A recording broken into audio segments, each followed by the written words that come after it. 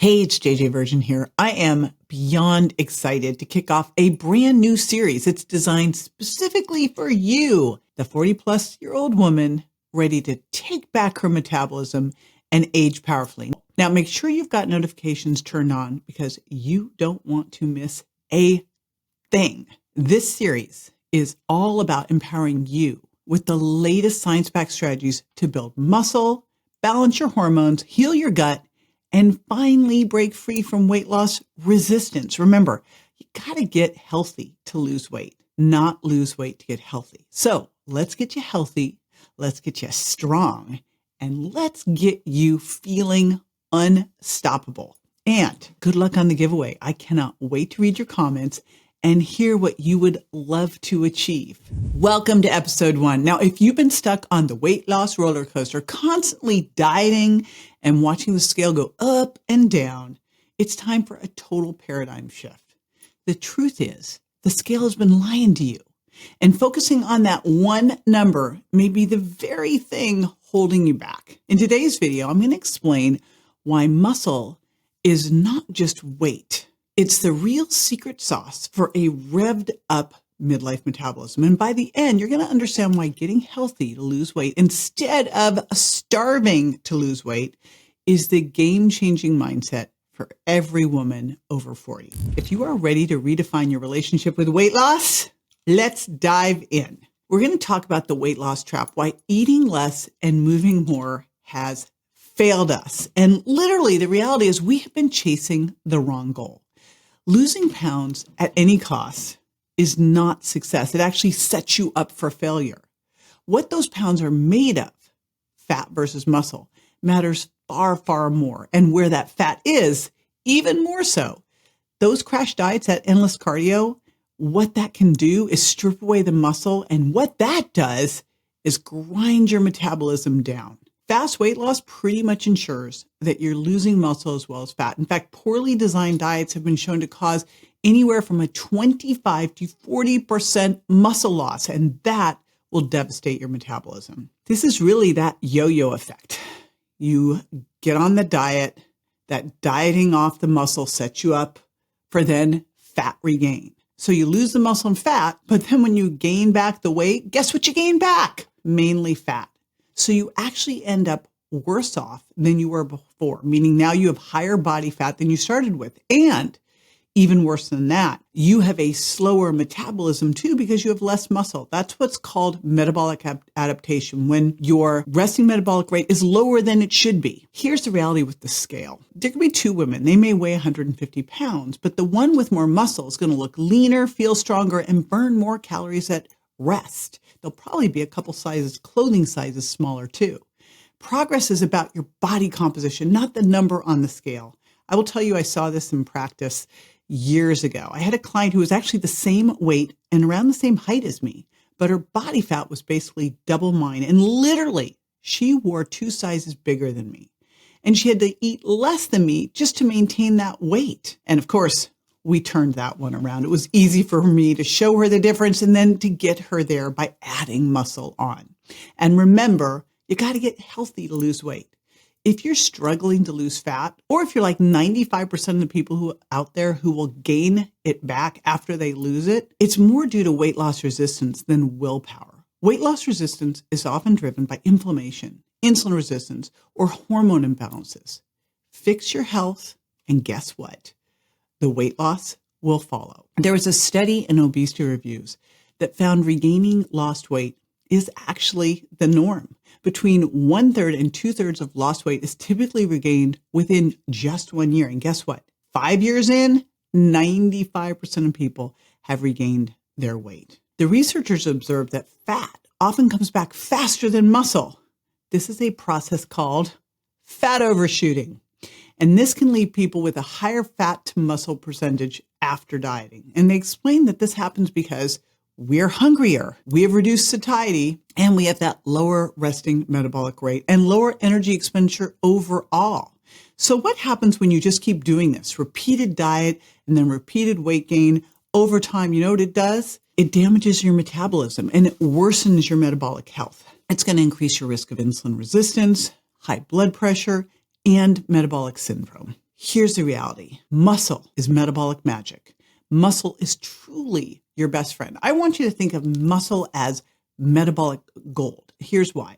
Muscle burns more calories at rest than fat does. I like to think of muscle as your metabolic Spanx. It holds everything in tighter and it keeps your metabolism boosted. Now, this is not a huge amount. It's maybe 5 or 10 calories per pound of muscle. But the reality is you had to burn calories to get the muscle on, and then you have more calories expended to keep it on. And plus, there's more. There's only side benefits to having muscle here. First of all, muscle is insulin's best friend because muscle acts like a sugar sponge, soaking up glucose after meals and exercise. In fact, resistance training is proven to improve insulin sensitivity in midlife women. And this is a huge one for us because as estrogen goes down, guess what? We can become more insulin resistant. Also, it's a hormone helper. Muscle releases myokines. These are these chemical messengers, and they can do great things like reduce inflammation. Another thing that goes up as estrogen goes down, boost your mood, and help support hormonal balance. Now, if exercise were a drug, literally, it would be the most powerful anti-aging, mood-supporting prescription available. And of course, muscle is going to help you stay stronger for longer. As we age, we lose muscle, but likely we're losing muscle, and that's making us age more. And we know aging can speed this up, but the good news is that you can stop and even reverse that loss with the right training and nutrition. And when you have more muscle, guess what that's linked to? Lower risk of diabetes, lower risk of dementia, and lower risk of heart disease. Now, here's the reality. You probably heard that starting at around age 30, we start to lose up to 1% of our muscle mass a year. It can be 3 to 8% a decade, twice as much strength and 3 times as much power. Those are even more damaging. But here's the reality. Again, are you losing muscle because you're aging, or are you aging because you're losing muscle? I would contend that it's the second one, because I will tell you that I did a DEXA at 39 and 59, and they were exactly the same because I'd done everything I needed to do to keep that muscle on, and that's what I want to help you do too. A study in the American Journal of Medicine found that older adults with more muscle mass lived longer, even when accounting for BMI and fat. Here's the reality. You are better off weighing more with more muscle than weighing the right amount and being under muscled, because more muscle means a lower risk of early death. Literally, muscle is the key factor in healthy aging. I love what Dr. Gabrielle Lyon says, muscle is the organ of longevity. There was a review in Frontiers in Physiology that reported that skeletal muscle is responsible for over 80% of the glucose uptake after meals, and also acts as an endocrine organ and releases myokines that reduce inflammation. You've probably heard that if you do 60 air squats after a meal, you basically can pull that blood sugar, the carbohydrates into your muscles. It works better than a 20-minute walk. Muscle helps improve your insulin sensitivity, and muscle really supports your whole body health. I'm trying to think of something that muscle isn't good for. So think of it, metabolic Spanx, sugar sponge, and a multitasking messenger. So here's the thing. Is it too late? The midlife muscle reality check is this. You can build muscle after 40. You can build muscle after 60. You can build muscle after 80. Your metabolism doesn't suddenly crash after 40. In fact, research shows that it remains pretty stable until about 60. But what's really changing? You're moving less, you're losing muscle. These are the things that are really impacting your metabolism. This is making it feel like it's slowed because you're doing less and you're losing muscle. But guess what? Muscle loss is reversible. And again, remember what I was talking about. If we are not doing anything, we'll lose about 3 to 8% of our muscle per decade, but this isn't inevitable. You can build muscle and strength in every decade as long as you are doing the right things. The big thing that we have to do to start is to shift this mindset that got us into this problem in the first place. I want you to think body recomposition, not weight loss, not dieting, which means you might go through this process and end up weighing the same, or maybe even a little bit more as you add muscle. But all of a sudden, your clothes fit better, your shape is getting better, your metabolism strengthens, you feel more energetic and more confident. Research in the New England Journal of Medicine found that adults aged 72 to 98 built muscle in just 8 weeks of resistance training. Strength increased by 113% and muscle size grew by 9%.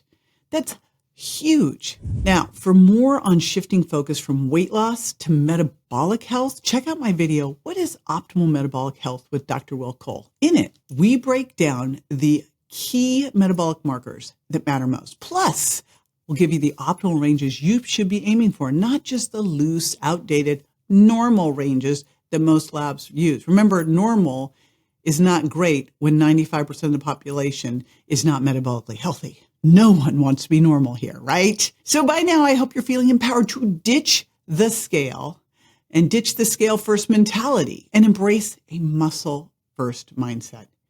In midlife and beyond, muscle is your secret weapon for a faster metabolism, easier fat loss, and flat out vibrant health. Every time you choose to build yourself up, literally with muscle, you're choosing to age stronger, not older. This is the new narrative. Get healthy to lose weight. Do not lose weight to get healthy. And focusing on muscle is step one. Now, in the next episode, we're going to tackle exactly how to fuel and nourish that muscle first metabolism with the right foods.